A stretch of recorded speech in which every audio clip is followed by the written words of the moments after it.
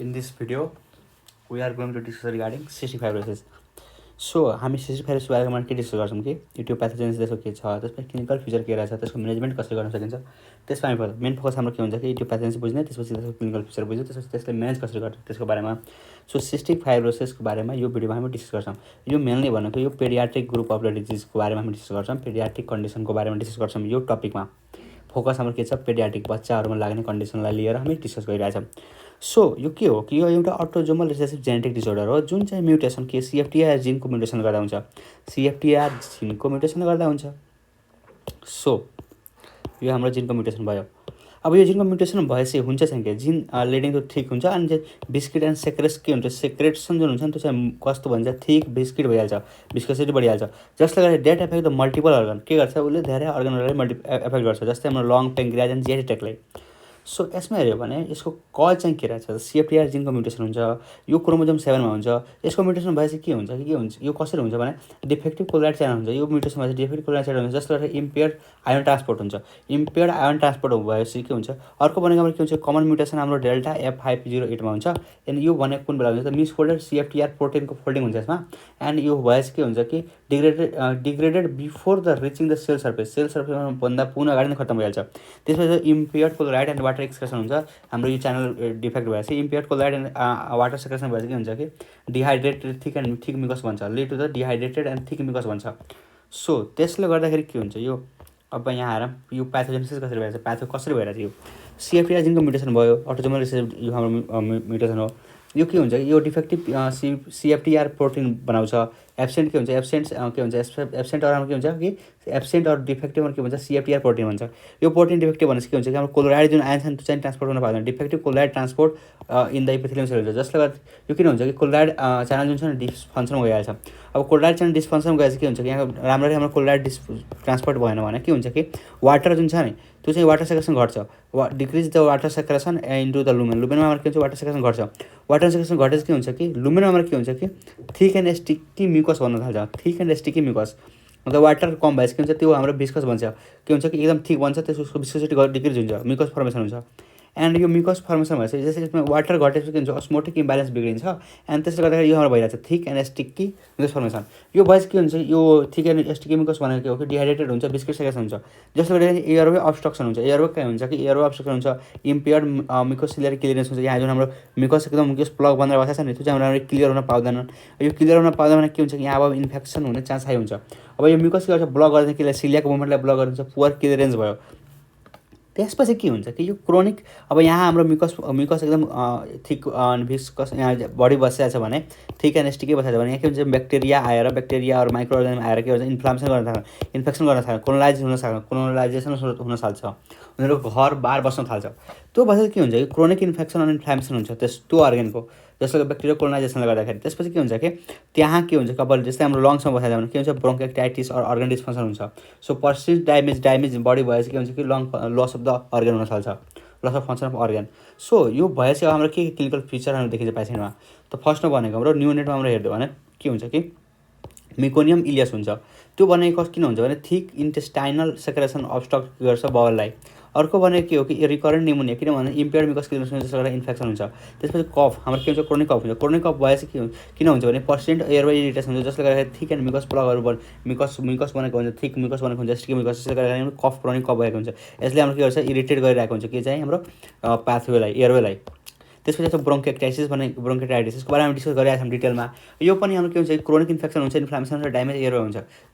Mucus प्लगको हाम्रो secretion धेरै भएपछि, त्यहाँ म्युकस धेरै भएपछि, थिकै धेरै भएपछि. त्यसपछि स्टेटोरिया, यो भनेको के हो कि पेङ्गाटिक इन्जाइमहरूको डिफिसियन्सी हुन्छ, जसले गर्दा फ्याट माइग्रेसन हुन्छ, जसले गर्दाखेरि हाम्रो के हुन्छ, स्टुल हाम्रो फ्याटहरू जान्छ, जसलाई के हुन्छ, स्टेटोरिया भनिन्छ. त्यसपछि आउँछ मालन्युट्रिसन भनेको पुवर ग्रोथ हुन्छ, किनभने यो माल एब्जर्सन अरू इन्क्रिज द इनर्जी निड हाम्रो बढिरहेछ. हाम्रो रेस्पिरेटरी हाम्रो कफ क्रोनिक कफ भइरहेछ, रेस्पिरेटरी इलनेस भइरहेछ, जसले इनर्जी डिमान्ड बढिरहेछ, जसले गर्दाखेरि के हुन्छ कि मालन्युट्रिसन हुन्छ र पुवर ग्रोथ हुन्छ. त्यसपछि आउँछ क्लबिङ भनेको क्रोनिक हाइपोक्सियाले गर्दाखेरि हाम्रो क्लबिङ हुन्छ. अब रेस्पिरेटरी प्रब्लम देखाइरहेछ भने यहाँ क्रोनिक कफ भएछ, ब्रोन्काइटिस छ. त्यसपछि हाम्रो के हुन्छ, यो रिकरेन्ट निमोनिया छ, यस्तो कन्डिसन के हुन्छ, क्रोनिक अब हाइपोक्सिया हुन्छ, पेसेन्ट क्लबिङ देखिन्छ बच्चामा. त्यसपछि अर्को भनेको एजियोस्पर्मिया भनेको मेलमा हुन्छ, किनभने यो congenital absence of obstruction of the vast defence. अब भास्ट डिफेन्समा हाम्रो के हुन्छ, भास्ट डिफेन्स हाम्रो अब्स्ट्रक्सन हुन्छ, अथवा कन्जेनाइटली एब्सेन्स के हुन्छ, भास्ट डिफ्रेन्स, जसले गर्दाखेरि के हुन्छ कि त्यसमा एचएस फर्मी आउन सक्छ बच्चामा, मेल पेसेन्टमा। यो 12 इयर पछि मात्र थाहा पाइन्छ। त्यसपछि हाम्रो यो डायग्नोसिसको लागि के गर्न सक्छौँ त क्लिनिकल फिचर हेर्नु पऱ्यो, त्यसपछि फेमिली हिस्ट्री छ कि छैन त्यो हेर्नु पऱ्यो। स्वेट क्लोराइड टेस्ट गर्न सक्छ, जसमा मोर देन 60 मिली कोभालेन्ट पर लिटर छ भने क्लोराइड, अरू 2 ओकेजनमा আমরা हेर्नु पऱ्यो, जो भनेको हाम्रो गोल्ड स्ट्यान्डर्ड टेस्ट हो। त्यसपछि सिएफटी म्युटेसन हेर्न सक्छौँ बोथ कपी यसको एनालाइसिस गरेर। अर्को भनेको नेजल पोटेन्सियल डिफरेन्सियल टेस्ट गर्न सक्छौँ, यसमा के हुन्छ adjustment and not widely available, यो टेस्ट खासै गरिँदैन। त्यसपछि आउँछ म्यानेजमेन्टमा कसरी गर्न सक्छौँ त म्यानेजमेन्टमा भनेको भने के छ, एयरवे क्लियरेन्स छैन भने एयरवे क्लियरेन्स ट्रेनिङतिर जानु पऱ्यो, चेस्ट फिजियोथेरापी गर्नु पऱ्यो, पोस्टरल ड्रेनेज गर्नु पऱ्यो, पिपी डिभाइसहरू युज गर्नु पऱ्यो। त्यसपछि आउँछ हाम्रो यो यसले के गर्छ, यो किन गर्नु पऱ्यो किनभने remove the thick mucus and improve the ventilation हाम्रो मेन्टेन गर्नु पऱ्यो, क्रोनिक हाइपोक्सियामा पेसेन्ट पुग्नु परेन। त्यसपछि आउँछ एन्टिबायोटिक दिनु पऱ्यो, रेस्पिरेटरी इन्फेक्सन छ भने त्यस्तो कन्डिसनमा हाम्रो ब्याक्टेरियल कोलोनाइजेसन प्रिभेन्ट गर्नु पऱ्यो, या त्यसपछि एन्टी इन्फ्लेमेटरी ड्रगहरू हाम्रो इन्हेलेसन थोरै दिनु पऱ्यो, एजिथ्रोमाइसिन अरू के भन्छ हाम्रो त्यसपछि हाम्रो के भन्छ इनहेल्ड स्टेरोइडहरू दिनु पऱ्यो, एन्ड हाम्रो एन्टिबायोटिकमा एजिथ्रोमाइसिन। त्यसपछि हाम्रो के छ कि वाइ रिड्युस एयरवे इन्फ्लाम, यसले के गर्छ एयरवे इन्फ्लामेसन घटाउँछ। त्यसपछि सेफ्टी मोडुलेटरहरू हाम्रो युज गर्नु पऱ्यो, जस्तै लुमा काफोटोर एन्ड हाम्रो के छ इभा काफोटोर।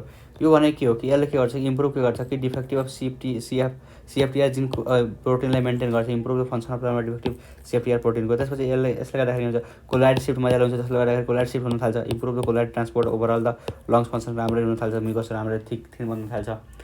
त्यसपछि आउँछ हाम्रो न्युट्रिसन सपोर्ट गर्नु पऱ्यो, हाई क्लोराइड हाई प्रोटिन डाइटहरू दिनु पऱ्यो। त्यसपछि आउँछ हाम्रो पेन्काटिक इन्जाइम रेस्पोन्सहरू गर्नु पऱ्यो, यस्तो कन्डिसनमा हाम्रो पेन्काटिक इन्जाइमहरू लाइपेजहरू दिन सक्छौँ। त्यसपछि आउँछ हाम्रो भिटामिन सप्लिमेन्ट एडिके दिनु पऱ्यो, फेट्सको भिटामिन फेटामिन भइरहेको छैन, स्टोरिया भइरहेको छ, त्यही भएर हाम्रो फेट्सको भिटामिनहरू दिनु पऱ्यो। फेट्सको vitamin 2x recommended with the dose of the enzyme. त्यसपछि प्रिभेन्ट डिफिसियन्सी अफ मालन्युट्रिसन। अब आउँछ हाम्रो कम्प्लिकेसन के हुनसक्छ त ब्रोन्काइटिस हुन्छ, जुन अघि डिस्कस गरिसकेका छौँ, कोही इन्फेक्सनले गर्दाखेरि डिस्ट्रक्सन एयर अफ सेलको हुन्छ।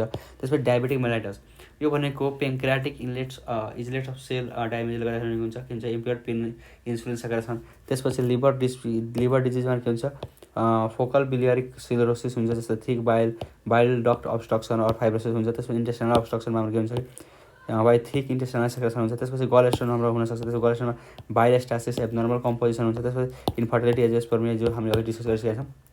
त्यसपछि प्रोग्नोसिस कस्तो छ, गुड प्रोग्नोसिस कुन छ, अर्ली डायग्नोसिसमा बेड प्रोग्नोसिसको सिभियर लङ डिजिज भइसकेको छ, प्रिभेन्ट इन्फेक्सन छ, फ्रिक्वेन्ट इन्फेक्सन अथवा पुवर न्युट्रिसन छ भने त्यस्तो कन्डिसनमा हुन्छ। त्यसपछि हाम्रो हुन्छ लेट डायग्नोसिस भएछ भने हाम्रो के छ पोर प्रोग्नोसिस हुन्छ।